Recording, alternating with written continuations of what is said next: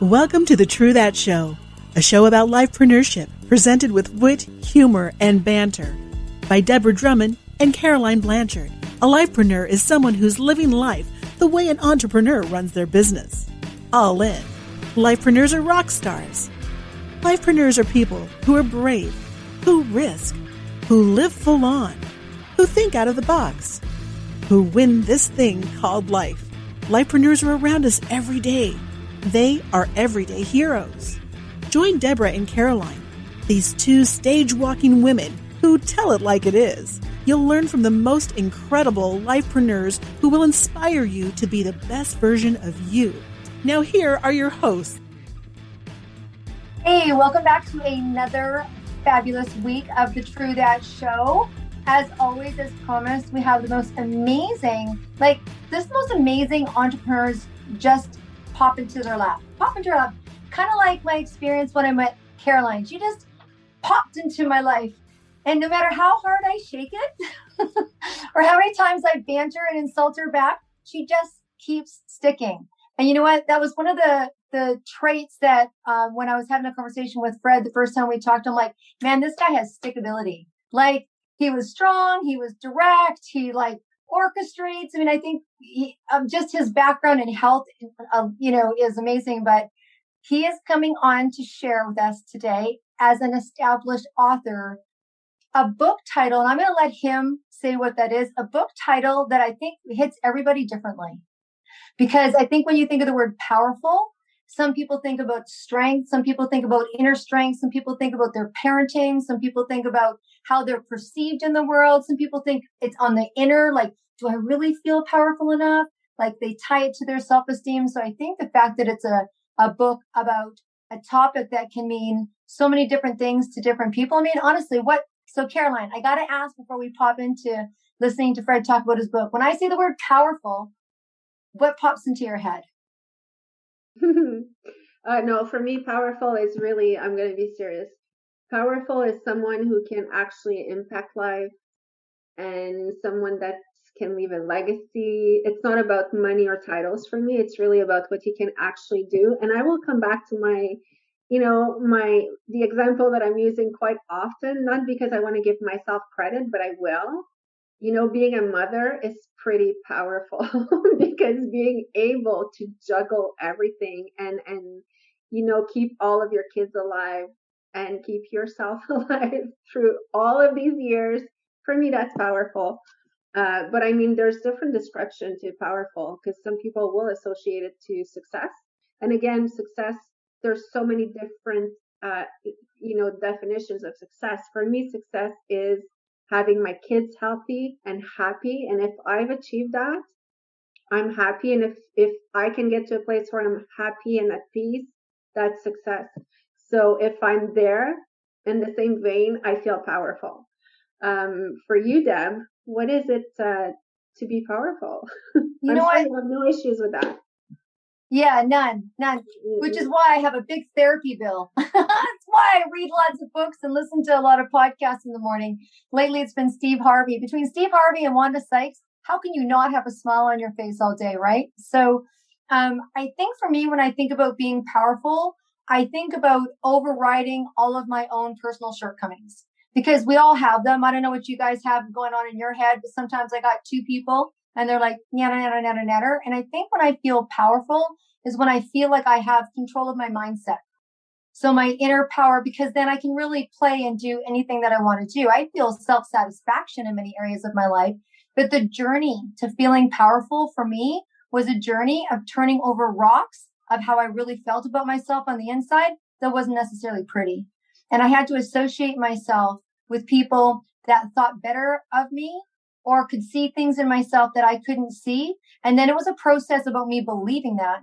And then a process of me having that. So now it reflects back to me. And my God, that's a 20-year journey, right? So I'm very excited about the title. And I think we're going to get right into it, Fred. So please share with us, because honestly, you walk in a room. Okay, look, there's those people that walk in a room and they're like, I want to know that person. He's got that persona, right? You've got that persona. You definitely command attention. And I would go sign up for your class, course, or see you on stage and listen to you talk about powerful, because you own yourself. So please do share, sir.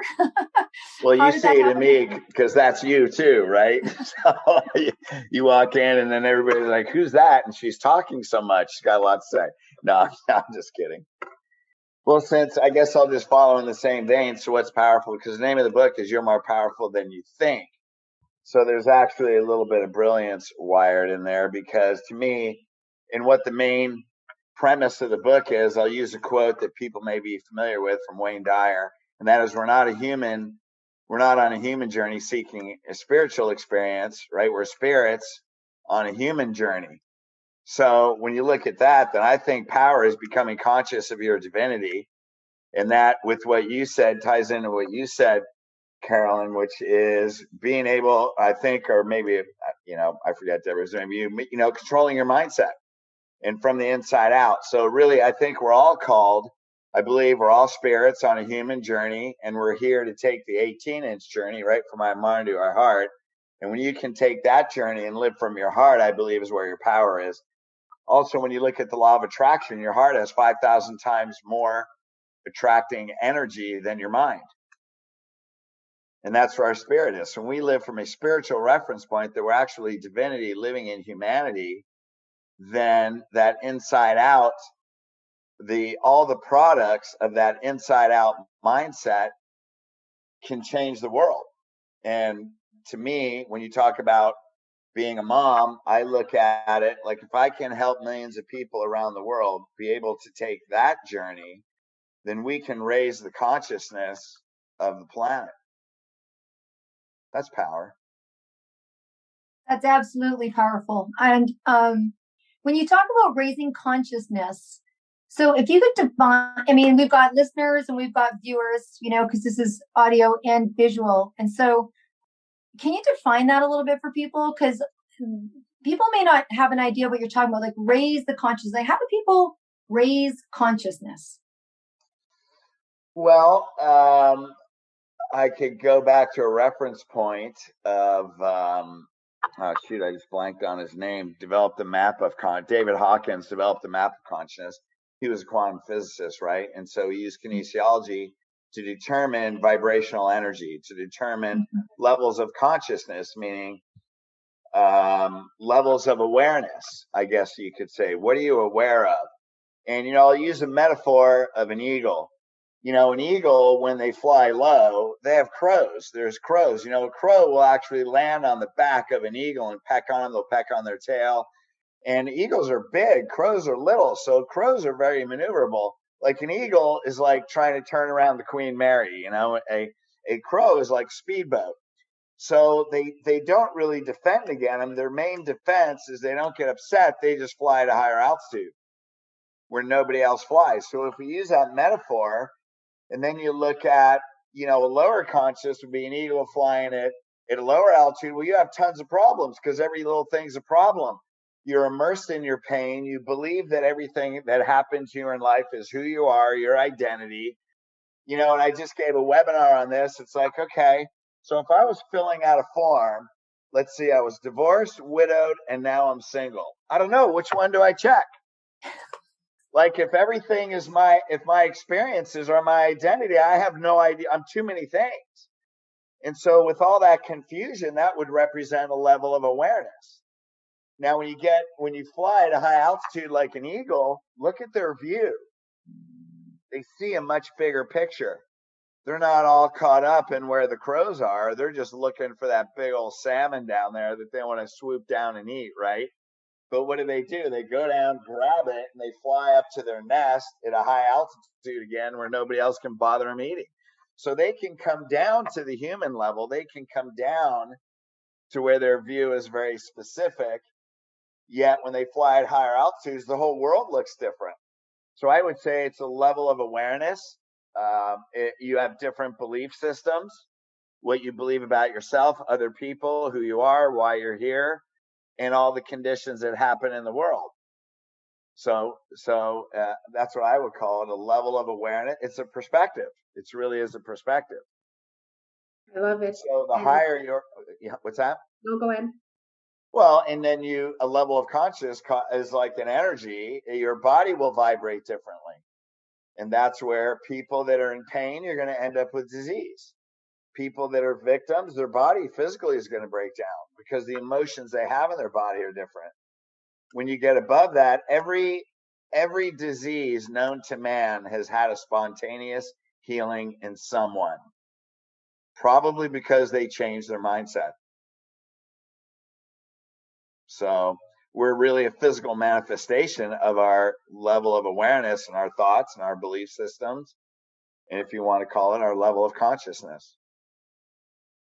I love that. And there's so many questions that I would have to ask, but let's just focus it a little. Like, what was your inspiration to turn around and write this kind of book?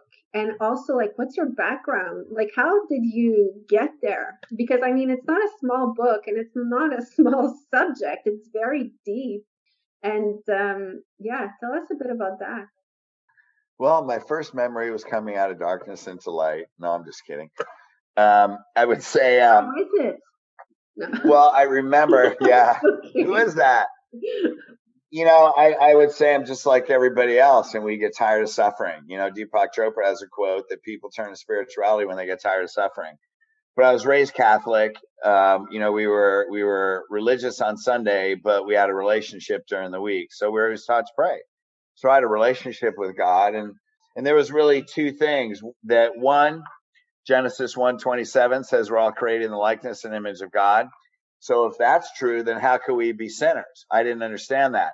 And then I tried, well, if you're going to call me a sinner, then I might as well act like one. And then I did that, but that caused a lot of pain. So that wasn't a great strategy.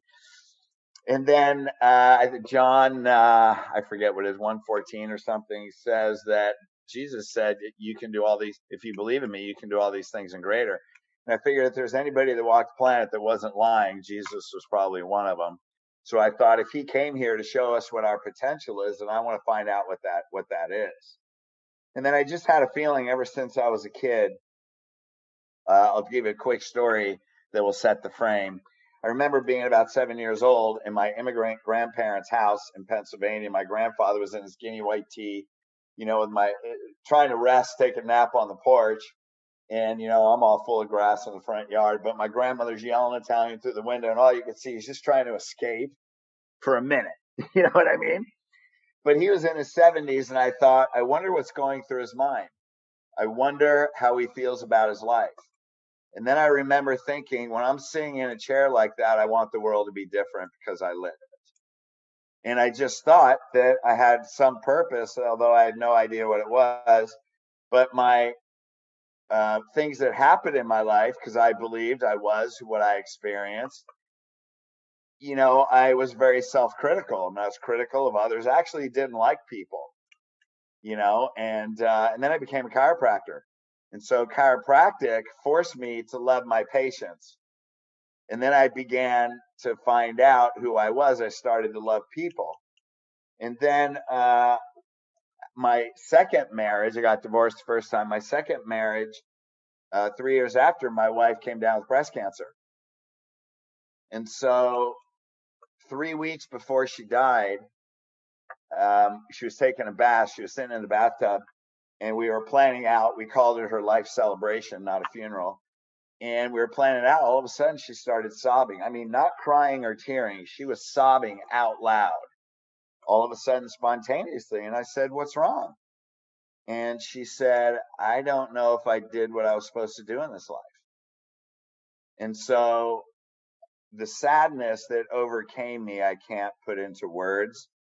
Yet the contrast was I was living my purpose. I was a chiropractor. I started coaching chiropractors. And a very loud, dominating, convicted voice in my head with every cell in my body said, I never want anybody in my life to say those words again. And so after she passed, I started on this intense spiritual journey.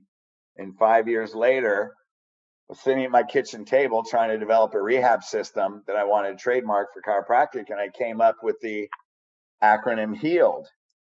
And all of a sudden I started getting all these visions of what it was supposed to be. And then I realized it was a spiritual and emotional healing system. And so I had no idea what I was going to do. I just prayed and started writing, and I would pray and I'd meditate. And the thing about Healed that's so different is that I'd always been, see, here's the illusion of self-improvement industry is when you're always trying to self-improve, you're always trying to fix something that you think is broken. And it's actually an obsolete industry at this point, because then you always have something wrong. What can I improve? What can I improve? When in reality, you're already divinity. It's what you have to let go of that isn't true. So you don't have to become, and that's the whole obsolete model of life coaching is you have to become someone that you're not, and that's why you have problems. And that's just not true. It's you already are divine. You have to let go of your human experiences and all the belief systems and what people told you and religion and what you learned that aren't true. And when you let go of that, you realize, I use the analogy, you're like a light bulb that's plugged in and it's lit, but there's mud all over it. It doesn't change the amount of light. But when you wash the mud off, it will illuminate the room. It's like if you turn your front porch on at noon, is there any less light at midnight? So the problem is we have to go through the darkness to look back at the light and realize we were already there. And that's a quote by Neil Donald Walsh. It says, we want to find heaven, so we go through hell just to come back to where we were. I'm paraphrasing. So that's our humanity. We're already divinity. We go through the pain of our humanity because we don't know how to interpret it. And then hopefully we end up back in our divinity, or you die stuck in your humanity. And so what I found through all these sources, it was like a pile of pieces of a jigsaw puzzle. And Healed puts it into an order. So I take all these spiritual resources that support each step. And then you don't have to be spiritual. You don't have to know anything. You don't have to have any background. All you have to do is follow the steps. And if you follow the steps, it's a journey of a spiritual awakening to come back into yourself, to who you've always been, without all the stuff. So, wow, Deb, you could have saved 20 years of therapy, because I feel like I just got 10 years of therapy right here. So just to be clear, Healed is separate from the book. These are two different. Well, You're More Powerful Than You Think introduces the system Healed. Okay. So the book is about Healed. Okay. And there's a whole online system, but the title of the book is You're More Powerful Than You Think. So when you see that concept, you really are. All the power is inside you, but you're stuck in your mind. And I love what you said there. It's funny because this year in January is the first time that it ever hit me this way. I heard like, oh, new year, new you. We hear that every, like, Happy New Year, here's the new you. And this year I was just like, I'm done with hearing that. I can't be new every single January. Can I just be me and, keep on going? But it's a bit I think that's what you were saying, that, there's an obsolete part to it, is always trying to change something and to fix something and to become something else, when really it's inside of us. And I think that it's one of the beauties of also getting older. It's because you've experienced so many different things that are not working, that at some point it's just like, wait a second, and then you hear people with great wisdom like you, and you're like, okay, I'm going to try something else. I'm going to try staying me and really digging inside. I absolutely love what you just said. I'm going to let Deb, because I see in her face like she has so many things to say. Don't you love it when people know each other so well? And even if I didn't, I think the look on my face is very entranced, because your words are very refreshing. I think they're refreshing in the sense that I believe there comes a time in your personal development that you start to go inward, right? It's like you're searching out, and then you take that stuff and you go inward, and then you just start to become a better version of who you were. and you allow things. I think when you talk about divinity, I love that. I'm a big, I always say, oh, I got a download today. I got a download. So I heard something from somewhere, right? I heard something from somewhere. And then you get to filter everything that comes in based on it's alignment. Like it's alignment. Like how much time did it take me in my life to get to that place where I could align with the right thing to do, align for the right timing to do it. And it when someone's like, hey, do you want to meet for something? And part of you is like, yeah, in a couple of weeks. Or if you're meant to meet that person tomorrow. Like even when you're making your agenda of having someone to meet, you're like, yeah, let's meet in 2 weeks. Or when you're trying to meet with somebody and it's not really working, if you know yourself enough, if you trust enough in divinity, if you trust enough in alignment, you'll know that as you struggle to make your time, even a business meeting, when you do meet, it's the right time for something above and beyond what we think ourselves. I don't know. When I hear you talk, I hear a lot of letting go of control, like letting go of control and letting this speak, whatever it is that you talk about. So, how can people get a hold of this book, Fred? Well, you can go to the book on Amazon. We also you can go to youaremorepowerful.com, because what we have is a whole online coaching system actually that takes you through and guides you through each step. So like I said before, you don't have to know anything. There's only one requirement to be able to go through this, and that's desire to be the best you that you were created to be. One, you got to want to let go of your pain. It's like, I'm ready to heal my pain. I'm ready to take that backpack off. And when you're ready to take the backpack off, because typically we got to know what we don't want to do before we know what we do want to do. So the first thing you say, I don't want any more pain, please. I don't want any more.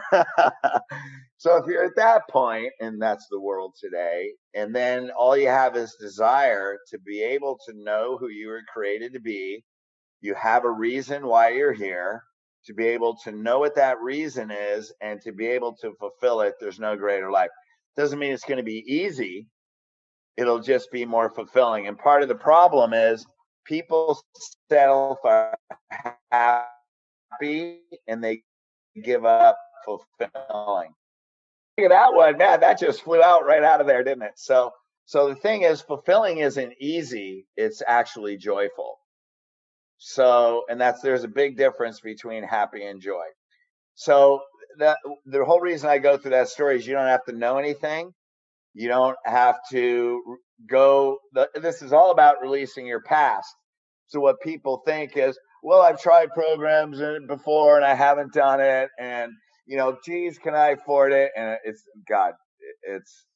it is ridiculously cheap, first of all. And you go through all these things, but what you're doing is you're bringing your past in your present. Like if you have those reasons, if you have those excuses, that's exactly the reason why you just need to do it.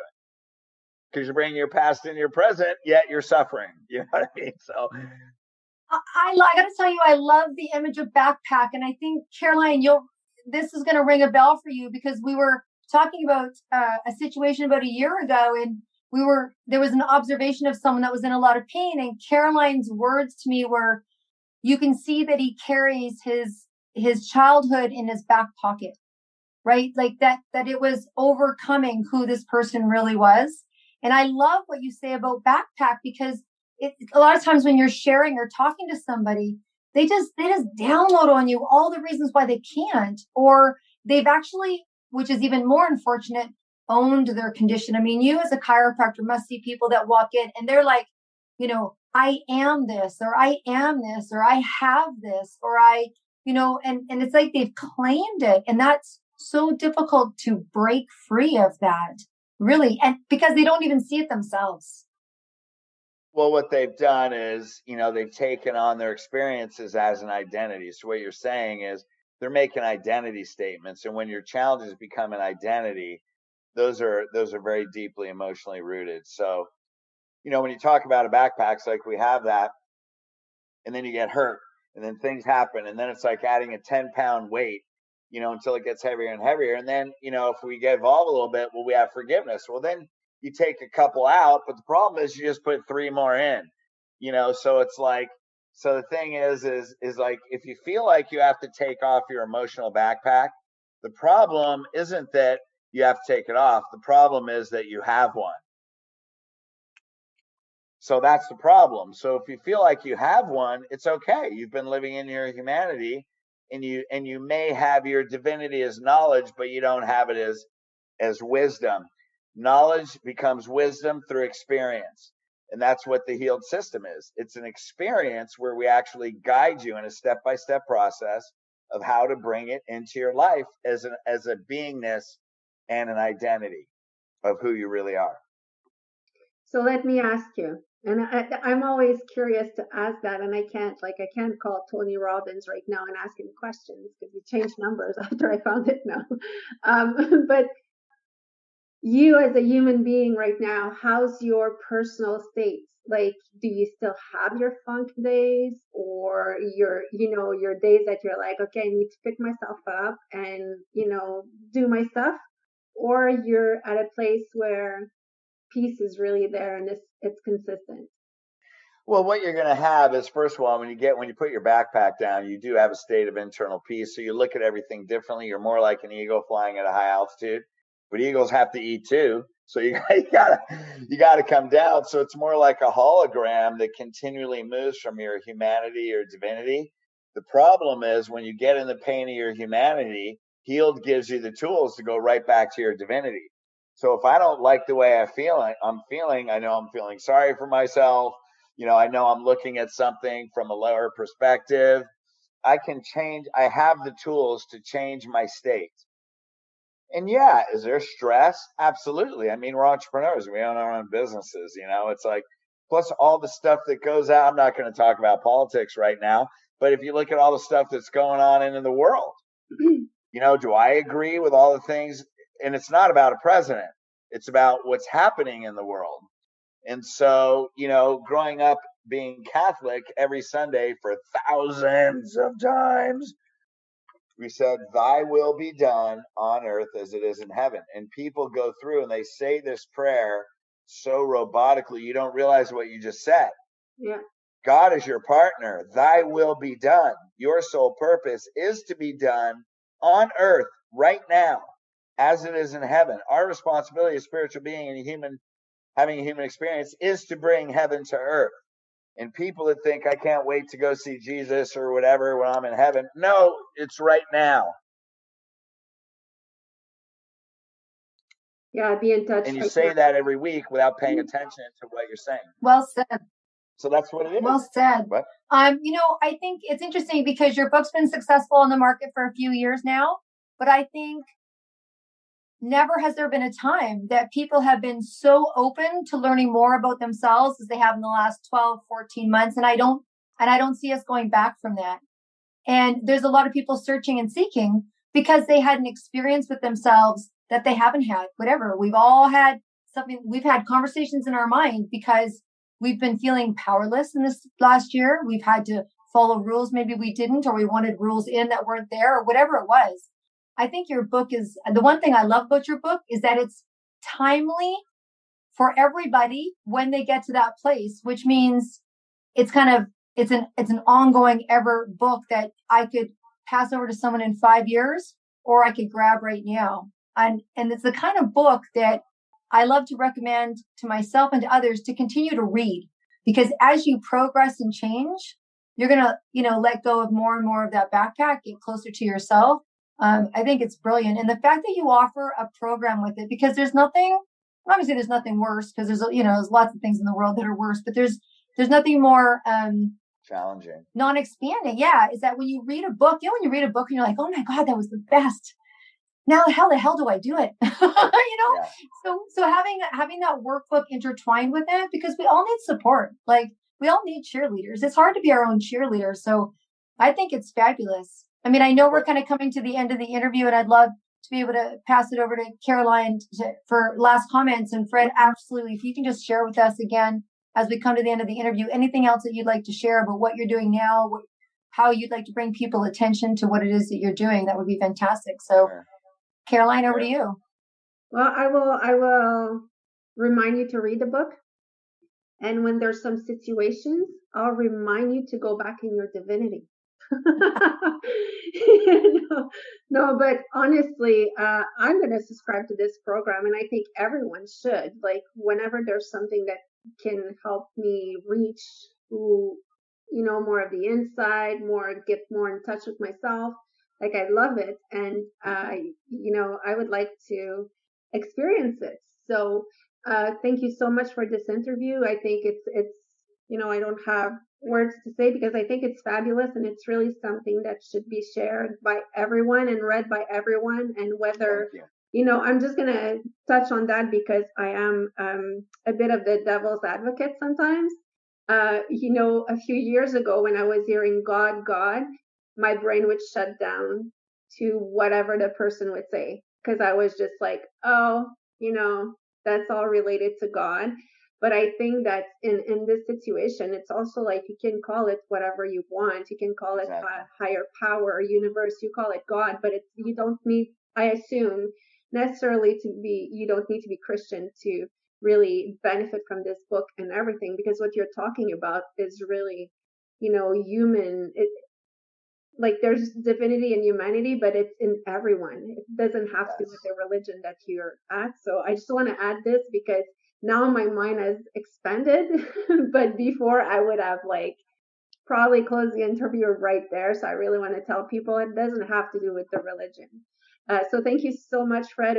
For me, it was an honor to meet you. I hope our paths will cross, specifically in California, not in Montreal, because it's kind of cold here. So I'll leave you the last word. Well, just a couple comments. One, God is vocabulary. I choose the word God. I choose lots of words. That's just what I choose because religion.